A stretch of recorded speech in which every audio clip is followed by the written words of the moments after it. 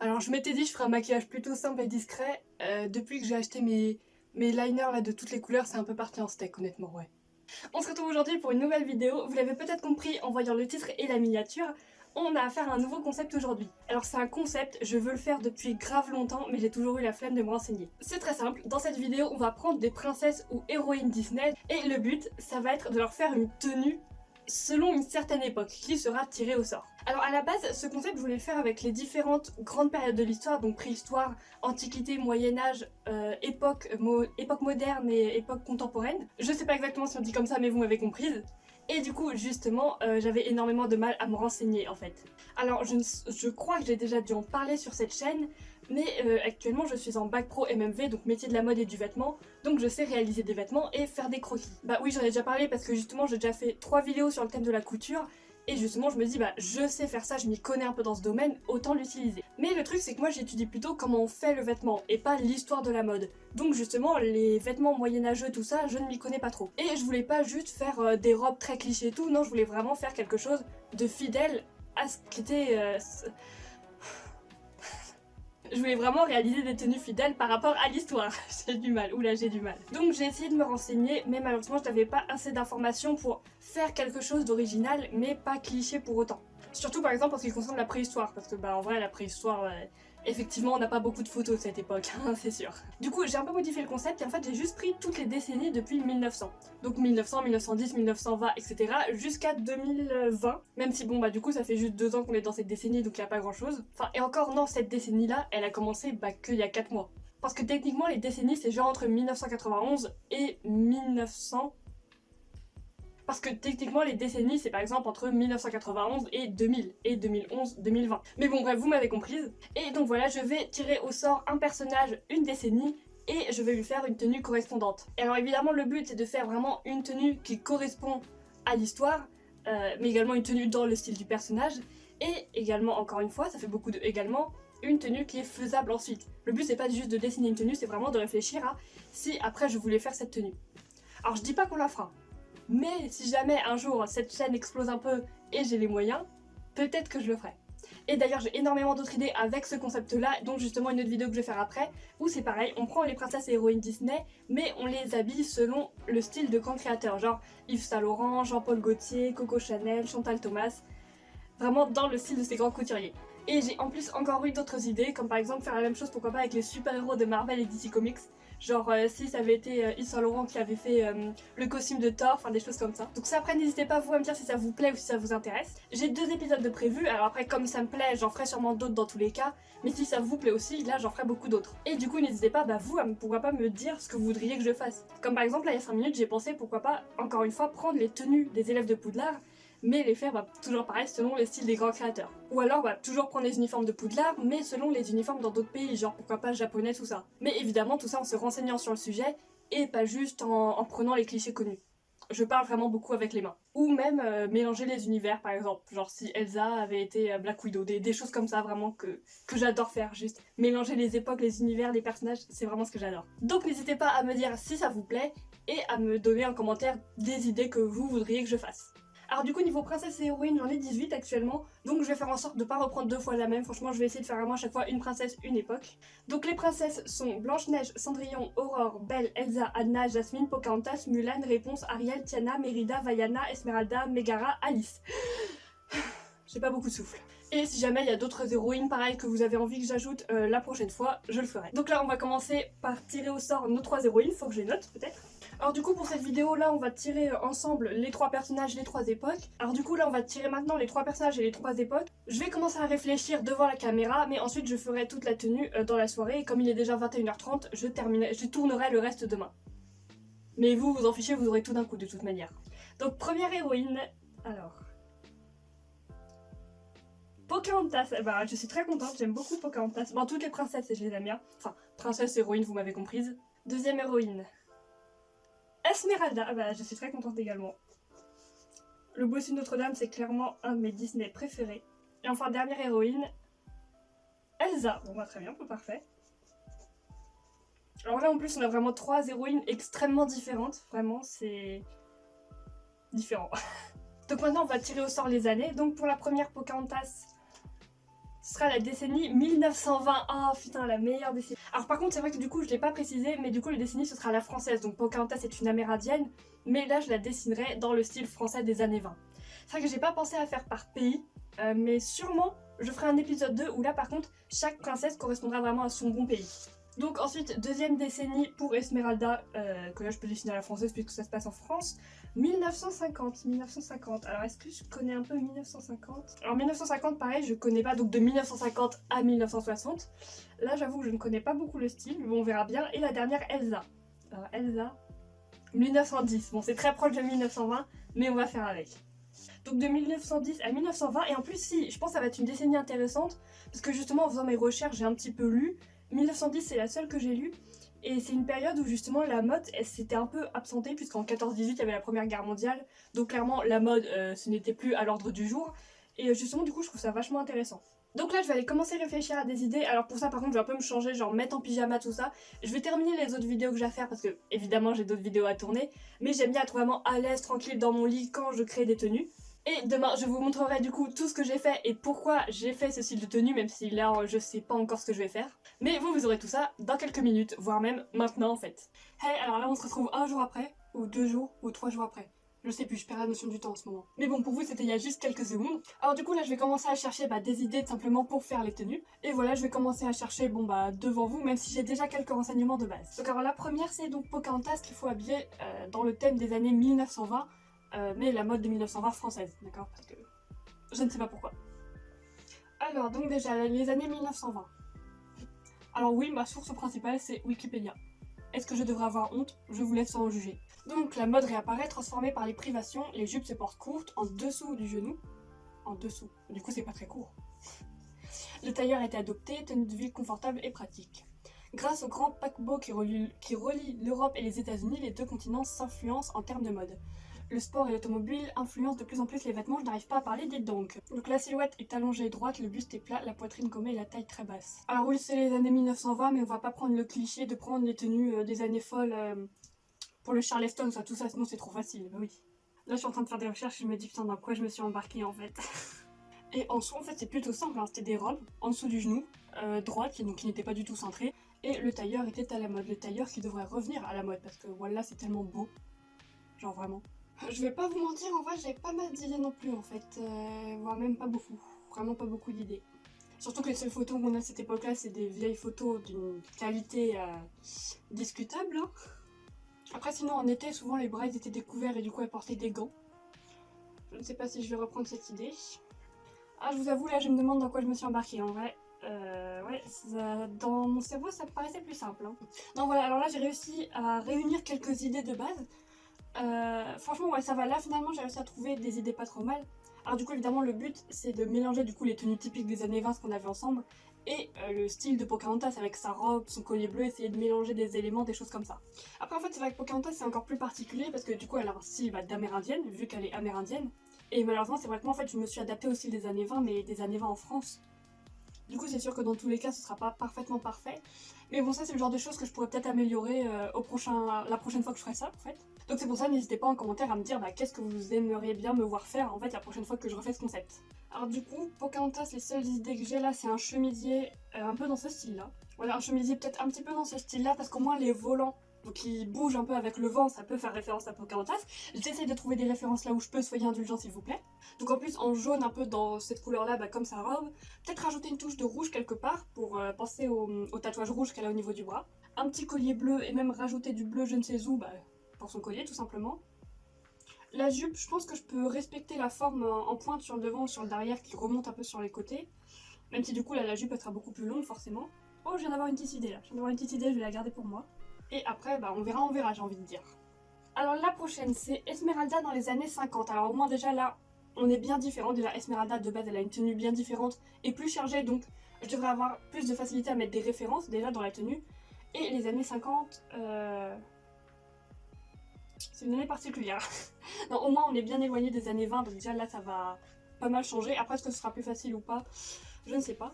Donc en 1954, Coco Chanel lance le tailleur comme une sorte de réaction au New Look. C'est quoi le New Look? Donc, Yves Saint Laurent fait ses premiers pas chez Dior, donc les années 50 est vraiment le début de la haute couture, un peu, vraiment des grands stylistes, voilà. Les jupes sont parfois gonflées en jupons en tulle. Ah, ça c'est intéressant. Les chaussures à brides sont en vogue pour les femmes. Alors ça c'est intéressant, ça je note déjà.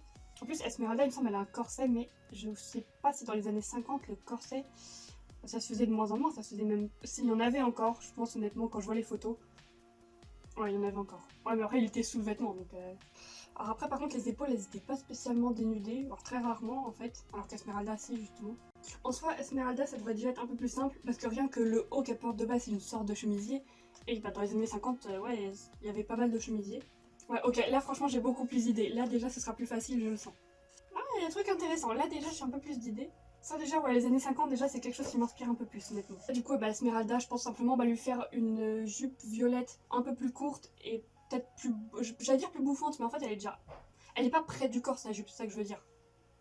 Donc avec peut-être plus de volume. Et pour le haut, lui faire un haut blanc, genre soit un chemisier, soit un... Je sais pas, mais quelque chose de blanc, tout simplement. Lui faire tout simplement une ceinture bleue. Je pense, en vrai, j'ai pas trop d'idées non plus. Lui faire du coup aussi une chaussure avec une bride bleue, pour faire référence, tout simplement. Après, ouais, c'est juste la forme, faut que j'y réfléchisse un petit peu plus pour la forme du haut, au moins qu'on ait quelque chose d'un peu original. Et donc, on passe du coup vite fait à la dernière, donc Elsa dans les années 1910. Et là, je le sens pas beaucoup. Alors du coup, on retourne à nouveau en arrière. Donc en fait, en 1910, la Grande Guerre met fin à la Belle Époque, les femmes exercent les travaux qui étaient réservés aux hommes, leur façon de s'habiller s'adapte à leurs nouvelles fonctions et se masculinise, les robes raccourcissent, l'industrie textile est mobilisée par l'effort de guerre, la mode ne réapparaît que dans les années 20, cependant la guerre permet également l'invention du sous-vêtement plus confortable. Bon là du coup on verra pas, mais c'est important, pour ceux que ça intéresse. Donc alors surtout 1910 c'est les années où il y avait toujours des corsets du coup, mais beaucoup moins serrés qu'à l'époque, on a un corset plus... qui permet un peu plus de respirer, oui clairement. Alors du coup là par contre 1910 on avait des jupes vraiment très très longues, contrairement à 1920 où là ils ont tout raccourci. Et du coup justement ce qu'on pouvait voir plus ou moins assez souvent c'est en fait il y avait des sortes de pantalons en fait sous la jupe. C'est un peu ça en fait, c'était des pantalons mais drapés avec une jupe autour. En soi ouais, en fait il n'y a pas grand chose, comme je viens de dire la mode c'était un peu plus du tout au goût du jour en fait. C'était des choses très simples, vraiment genre des hauts à manches longues comme une sorte de... J'ai pas les termes. Comme une sorte de veste en fait tout simplement qui déjà était très longue, genre elle descendait jusqu'au bassin, et en dessous t'avais des jupes qui descendaient jusqu'aux chevilles. Et même les sacs à main en fait c'était des trucs en bredouillère qui pareil ils tombaient extrêmement bas. Maintenant faut faire matcher ça avec Elsa du coup. Bah Elsa elle a aussi une robe plutôt près du corps et très longue. Donc déjà là-dessus on va être dans le thème. Après faut que je joue avec les couleurs aussi parce que bon le bleu pétant de Elsa on va peut-être l'assombrir un petit peu hein, clairement. Après ouais Elsa en fait c'est genre un bleu pétant avec strass et paillettes et tout. Et ça correspond pas parce que mon but c'est aussi du coup qu'on comprenne la référence aux princesses en fait tout simplement. Après ouais du coup faire tout simplement une longue veste donc qui descend environ jusqu'au bassin bleu foncé. Une jupe en dessous bleu foncé, peut-être rajouter quelques éléments qui pourraient faire penser à l'hiver, genre des boutons de manchette par exemple avec des flocons de neige, des détails comme ça. Même si je pense ça il y en avait très peu à l'époque mais c'est histoire de faire un peu référence à la princesse. En soi ouais là ça va, enfin en fait j'ai une idée mais j'en ai qu'une seule, c'est un peu ça le souci. Après c'était pas très près du corps non plus, contrairement à la robe d'Elsa qui est plutôt cintrée justement. Donc voilà, alors là sûrement c'est mes idées principales, ouais, mes idées principales, je crois. Voilà, alors là du coup c'est un peu mes premières idées que j'ai eues. Donc on se retrouve, alors pour moi dans quelques heures, pour vous dans quelques secondes, pour tout simplement que vous voyez ce que j'ai fait. Et d'ailleurs je vous invite, si jamais il y en a ici qui justement sont peut-être un peu stylistes, dessinent des croquis et tout, je vous invite en fait à jouer le jeu en même temps que moi, vous dessinez des petits croquis. Et n'hésitez pas à m'envoyer en MP ou même à poster sur Twitter ou Instagram en m'identifiant et je vous repartagerai. Même si je sens que là va clairement y avoir des gens beaucoup plus doués que moi en dessin et du coup je vais avoir le seum. S'il vous plaît faites ça si vous êtes plus nul que moi en dessin. Et je suis nulle en dessin. Non, franchement n'hésitez pas, ce serait vraiment cool, j'aimerais bien voir vous ce que vous en pensez. Voilà, on se retrouve tout de suite. Hey, alors bon, pour vous, je viens de vous quitter il y a quelques secondes, pour moi c'était il y a peut-être 4 ou 5 heures je crois. J'ai enfin du coup terminé tous les dessins et je vais vous les montrer dès maintenant. Alors avant, disclaimer qu'on soit d'accord sur un truc, je ne suis pas dessinatrice. Là vous allez pas avoir des trucs genre une super belle illustration, un beau fan art ou quoi, non pas du tout. Je suis couturière les gars, je ne suis pas dessinatrice. Donc qu'on soit d'accord, c'est que ce que vous allez voir là maintenant, c'est des croquis.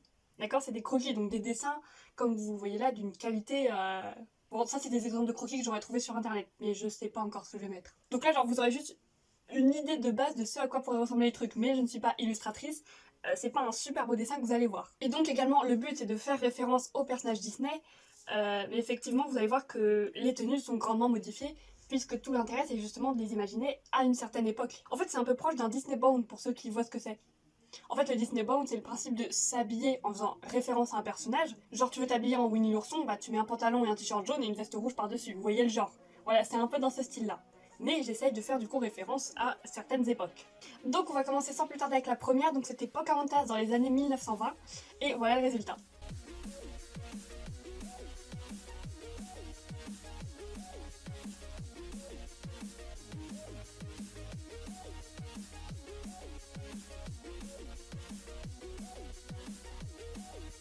Alors évidemment, je n'ai pas fait au plus simple en juste dessinant Pocahontas dans une tenue style Charleston. Non, j'ai essayé de faire quand même une tenue plutôt de tous les jours, on va dire. Alors donc la robe jaune, c'est évidemment pour faire de base référence à la robe jaune de Pocahontas. Et même du coup le bas de la robe, j'essaie d'y faire référence en adoptant même la même forme. Donc j'ai fait un petit collier bleu, puisqu'il y a toujours un collier bleu avec une ceinture, les chaussures et une petite plume dans les cheveux assortis.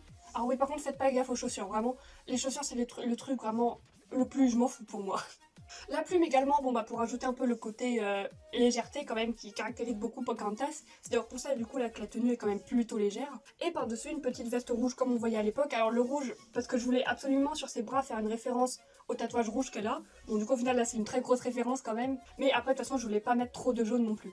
Et comme vous le voyez, sur le bas des manches et sur le col de la veste, vous voyez un truc jaune, donc ça va être de la fourrure. Parce que à cette époque-là, sur les vestes, les femmes avaient énormément de fourrure. Donc voilà, une tenue typique de 1920 en France, mais un peu modifiée pour que ça colle à Pocahontas. Parce que je ne suis pas sûre qu'à l'époque, ils avaient autant de couleurs flashy. Ensuite, la tenue suivante, alors celle-là, j'en suis pas peu fière, honnêtement, franchement, je l'aime bien. C'est donc une tenue qui était censée être une tenue d'Esmeralda en 1950, et voilà le résultat.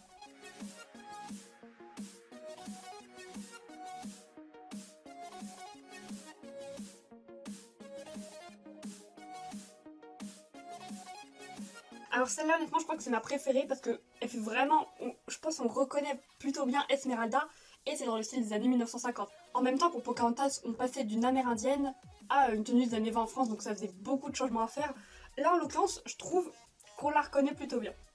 Dites-moi que j'ai raison même si j'ai tort, histoire de me dire que j'ai au moins réussi une tenue. Voilà, celle-là en même temps c'était sûrement la plus simple. Et même la tenue je la trouve vraiment trop mignonne, franchement je l'adore. C'est pour ça que même je me dis si vraiment un jour j'ai les moyens de réaliser ce genre de tenue, mais j'en ferai une vidéo clairement où je reprendrai ces vieilles tenues et je les réaliserai. Donc alors bon déjà on a le petit bandeau rose dans les cheveux, j'ai gardé le même, là j'en ai fait un serre-tête. Ensuite j'ai tout simplement modifié un peu son chemisier blanc pour que ça ressemble plus à un chemisier des années 1950. Une petite ceinture bleue pour faire référence au corset qu'elle porte, une jupe violet et des chaussures de la même couleur que la ceinture. Donc après je me rappelle qu'il y a d'autres détails que j'hésitais à rajouter, comme peut-être des sortes de petites clochettes au niveau de la ceinture pour faire référence au châle que Esmeralda est là autour de la taille avec des clochettes. Peut-être rajouter un peu de jaune parce que je sais que sur son corset et du coup même sur son châle elle a un petit peu de jaune, mais vraiment un tout petit peu. Donc bon, après j'aurais pu en mettre sur les boucles d'oreilles ou quoi.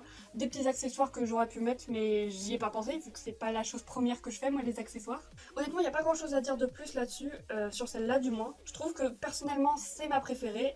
Après, je ne sais pas, à vous de me dire, hein. Mais du moins, je trouve que c'est celle que j'ai le mieux réussi. Maintenant, on va passer à la dernière. Alors, je vous l'annonce du coup directement, c'est clairement la tenue la plus moche, honnêtement. Je vais y aller cash. Mais en même temps, pour rappel, c'était une tenue du coup des années 1910 en référence à Elsa, la Reine des Neiges. Et les tenues de 1910, malheureusement, avec la Première Guerre mondiale, la mode n'était plus au goût du jour. Du coup, ce n'est clairement pas la plus belle tenue possible. Donc voici le résultat de la tenue.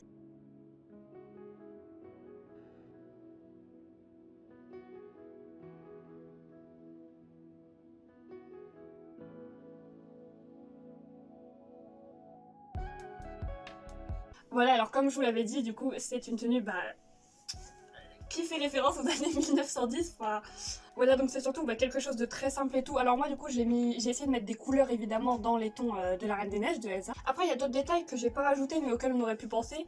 Par exemple, les boutons sur la chemise, mettre des boutons, des petits flocons de neige. Ça, c'est des petits détails. Bon, là, je pouvais clairement pas les dessiner, mais des petits détails auxquels on aurait pu penser. Enfin, j'aurais pu penser, c'est le jeu. Donc pour la jupe, en fait, on a tout simplement une sorte de pantalon, en fait, avec par-dessus une jupe. Parce que oui, du coup, à cette époque-là, c'est un peu la seule condition sous lesquelles les femmes pouvaient porter les pantalons. Et encore, c'est surtout parce que pendant la Première Guerre mondiale, les femmes, du coup, devaient faire les boulots des hommes. Et du coup, par moment, une jupe, c'était pas ce qu'il y avait de plus pratique.